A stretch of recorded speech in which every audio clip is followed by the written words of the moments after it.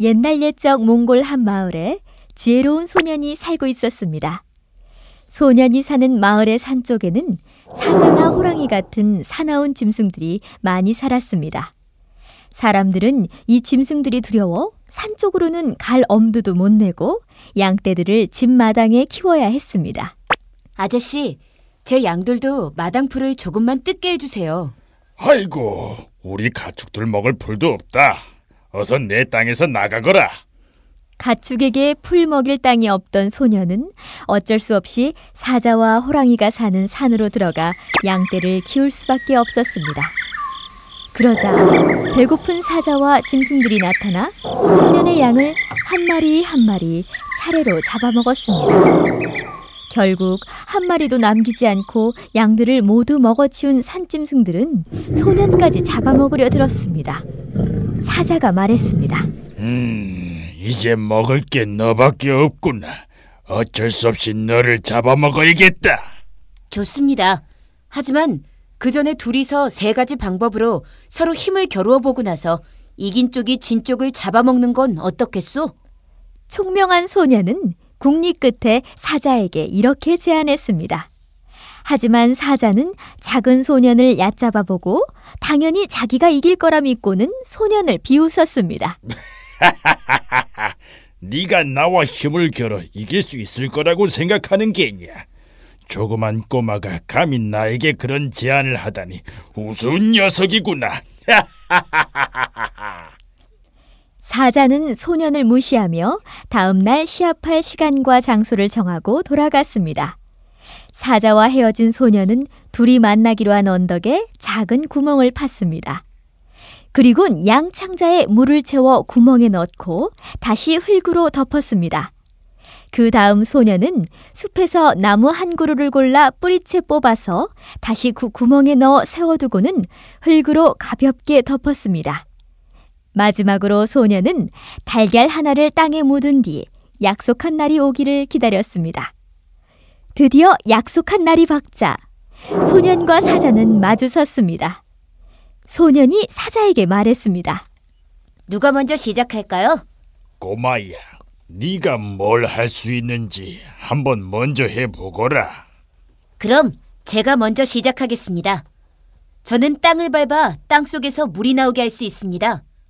소년은 미리 준비한 곳에 가서 힘껏 땅을 밟았습니다.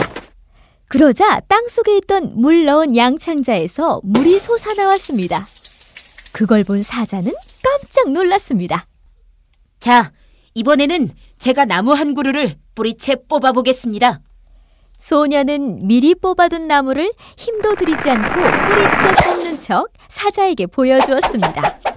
그걸 본 사자는 또다시 깜짝 놀라 소년의 힘을 두려워하기 시작했습니다. 마지막으로 제 능력을 한 가지 더 보여드리겠습니다. 이번에는 땅을 밟아 땅속에서 기름이 나오게 해보겠습니다. 소년이 미리 달걀을 숨겨놓은 곳으로 가 땅을 밟자 달걀이 깨지면서 마치 기름처럼 누런 액체가 흘러나왔습니다. 사자는 또다시 놀랐습니다. 이제 사자가 힘을 보여줄 차례가 왔습니다. 사자는 하루 종일 땅을 밟아봤지만 물은 나오지 않고 땅에는 큰 구멍만 생겼습니다. 이번엔 사자가 나무를 뿌리채 뽑아보려 했지만 부러지기만 하고 잘 뽑히지 않았습니다. 땅속에서 기름이 나오게 하려고도 해봤지만 아무 일도 일어나지 않았습니다. 당황하고 겁에 질린 사자는 정신없이 소년에게서 도망쳤습니다. 이를 본 호랑이가 사자를 불러 세워 물었습니다. 잠깐! 자네! 제발 잠시만 진정하고 멈춰보게. 대체 어디서 뭘 봤길래 그렇게 겁에 질려 달아나는 건가? 사자는 더듬거리며 소년과의 대결 이야기를 해주고는 소년이 얼마나 힘이 센지 호랑이에게 말했습니다. 그러자 호랑이는 비웃으며 말했습니다. 자네 바보 아닌가? 그런 약한 아이를 무서워하다니. 만일 그 아이가 그렇게 힘이 세다면 우리 둘을 모두 이겨야 하네. 그러지 못하면 내가 너에게 내 목숨을 내놓지. 어떤가? 호랑이는 겁에 질린 사자를 설득해 다시 소년에게로 데리고 갔습니다. 소년은 털을 휘날리며 달려오는 사자와 호랑이를 보자 말했습니다. 호랑이야, 넌 역시 정직한 동물이야. 나와의 약속을 지켜주다니. 네가 그 욕심 많은 사자를 잡아오면 둘이 함께 사자 넓적다리를 구워 맛있게 먹으려고 이렇게 기다리고 있었어. 어서 사자를 이리 데려오렴. 이 말을 들은 사자는 너무 놀라고 화가 나 호랑이를 물어 죽이고는 소년에게서 멀리 도망쳐 버렸습니다. 이후 마을 사람들은 지혜로운 소년 덕분에 가축들을 편하게 키울 수 있게 됐습니다. 마을 사람들은 소년을 칭찬하며 가축을 나누어 주었습니다. 그리하여 소년의 가축은 셀 수 없을 만큼 많아졌고 모두 행복하게 살았습니다.